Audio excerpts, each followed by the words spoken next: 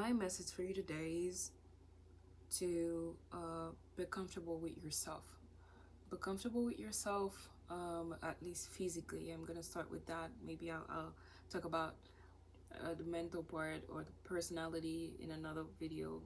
I don't know if I can do that yet, but we'll see.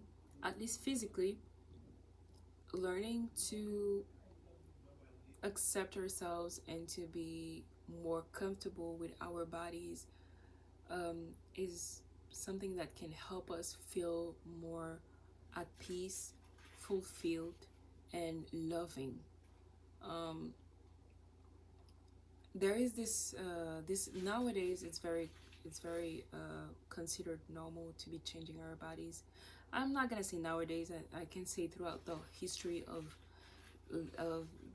the human life, we can say that we at least we can look at past tribes and civilizations and see how people often change their bodies, modify, they do all kinds of things to their bodies. And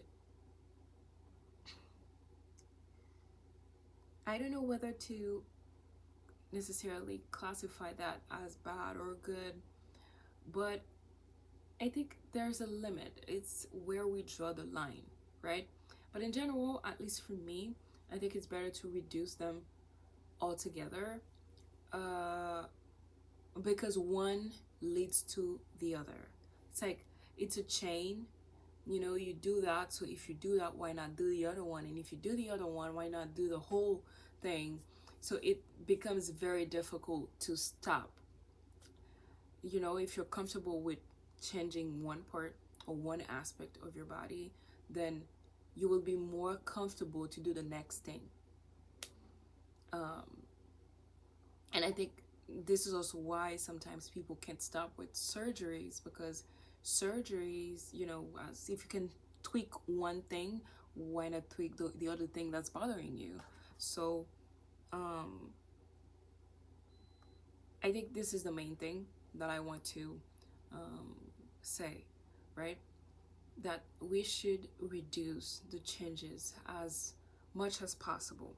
And the first reason why, or the main reason why, is because whatever discomfort that we experience in regards to our bodies, it comes from the mind.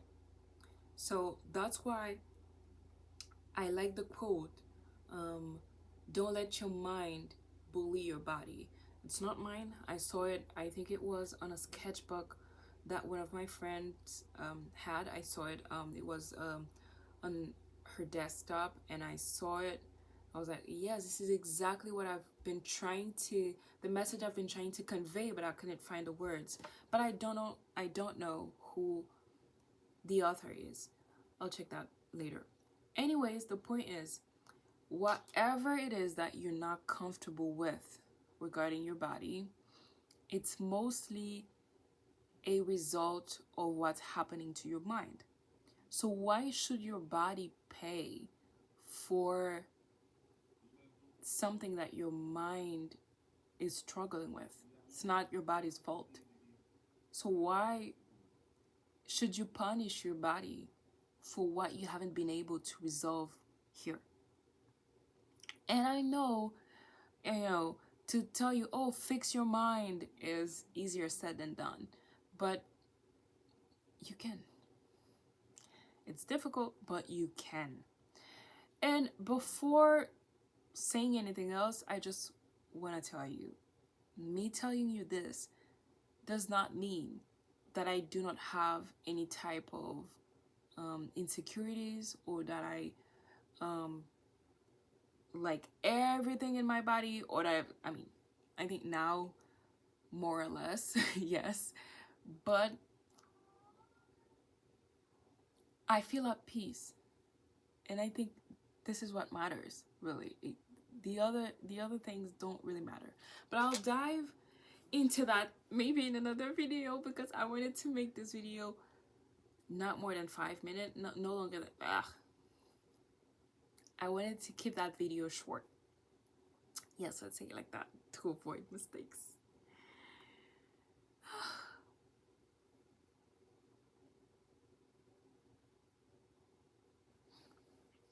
Okay, to continue with the other subject, I mean, with the same subject, the body. I wrote some stuff and to try and organize my thoughts here. About not changing the body and about the mind being the bully here. Your body doesn't know what's happening. Your body doesn't know that other people are giving you bad looks. Your body doesn't know that a certain celebrity that you like looks a certain way. Your body does not know that, I'm sorry, your body doesn't know that it's not cool to have your hair a certain way. Your body doesn't care about what shampoo you use. I mean, it does. It does, and it reacts also.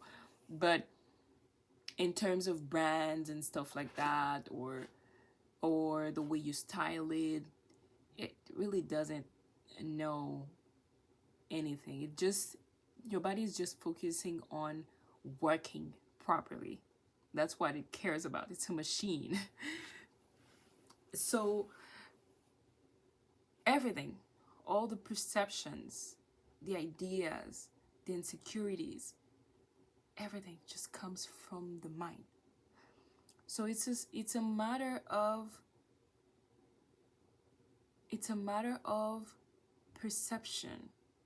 It's how you see yourself, how other people see you, and how you see what other people see of you, and also how you see other people. Because there's a great link between what you do to yourself and what you do to people. The more comfortable you are with your body, the less let's say conscious, or let's say, how can I phrase it? I don't know if that would be grammatically correct, but the less you pay attention, the less attention you pay to other people's bodies. Yeah, like,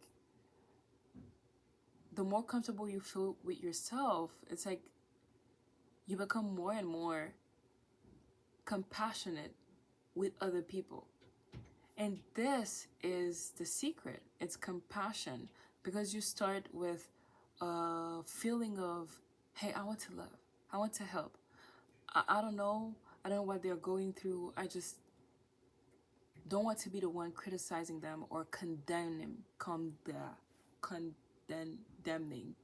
them. I think that's the way you pronounce it. Anyways, you don't want to condemn anybody, right? And in turn, you're going to become also more comfortable and more compassionate with yourself too. Because if you can be nice with other people, if you can be kind to other people, then that means you can be kind to yourself too. And when you realize that, it becomes so clear to you, right? And you learn to incorporate it in your daily life, and you realize, I mean, it's not that important whether she has a big butt, or she has long hair, or he has like big biceps, or she is tall, I'm not, or whatever, I have a big nose. It really doesn't matter. It doesn't. Like, when I think about that, I'm like, it doesn't. Of course, sometimes we know that image is very important in society. We're not gonna lie to ourselves. We know that image has a great impact on certain things, on maybe the how you do as an artist. We cannot we cannot we cannot say that this is a lie. It's very true. It's palpable. It's concrete. We can see it. We experience it on a daily basis. The way maybe sometimes people would treat you differently just because you look a certain type of way. a certain way. And I'm not here to tell you that this is not real. There will be consequences based on the way you look. You know, when I decided to go natural, um, it was the best thing for me. I felt uncomfortable at first, uh, but I became comfortable with bad looks. I became comfortable with the way people look at me, whether it's bad or good. I just left it for them to decide whatever they want to think, whatever they want to say. That's up to them. I would just receive it all. Okay, you look at me funny. All right, I take it. All right. I mean, it is what it is. You look at me in a beautiful way. All right, it is what it is. There's not much I can do. I can't control that because this is also something else that people don't take into consideration, is that your actions won't necessarily have the impact that you think they're gonna have. You don't really control any of that. You don't really control anything, actually. If you say, hey, okay, so people don't like, uh, let's say, my hair natural, and you want to relax it. Relaxing it, what outcome are you trying to get exactly? And I'm not saying that you can't relax your hair, do whatever you want. I don't know. Like I'm not the one to impose anything on you, but um, to if you do relax your hair, let's say people have a better opinion of you because you relax your hair. Maybe, maybe not. There's no way to know. Like some people would think, oh, she's, I don't know, they can think anything. Like maybe she doesn't like her hair. Or they can say, wow, she's beautiful. It suits her better. They can say, I know, the way her hair looks, it's funny. It doesn't really suit her. Like there's like a there's like a ton of different possible thoughts that people can have based on one action. You can never know what they're gonna think, what they're gonna see, what they're gonna feel, you know? So why should you do something based on what you think people are gonna feel? At least, I mean, I'm not exempt, okay, of this or from this. Because this happens sometimes, for example, with what I'm gonna post or something that I'm writing, and I'm like, oh, if I say this, people are gonna react in a certain type of way, but I don't know that. You know, I just don't know. I mean, obviously, we do have a certain knowledge of what people might or might not tolerate, um, but there's just no guarantee, or at least you're not 100% sure of what can happen. So just do you, do what feels comfortable, take care of yourself. Then what happens in the world happens, you know, you can't really control. And to accept that, to accept the fact that I'm not in control here, then that's when you realize, okay, then let me just do whatever, because I cannot guarantee that I will get the outcome that I actually want, you know? Okay, so this is me editing right now. I realized that the rest of the video wasn't really going anywhere. My thoughts were not very organized, so I thought I'd cut it short. So I want to say this. Remember, perfection does not exist, okay? And also remember, you are not in control of what other people think, of what other people will say, what other people will do. You cannot control how they will react to you, to what you do. Okay, there's no guarantee. So it's better for you to focus on what you need, what your body really needs, not what you would want it to need. Okay, what it needs. um and remember that insecurities are a problem, a matter of the mind. Okay, so yeah, work on your mind, work on your perception of things, and things will go better. Okay, all right, thank you for watching.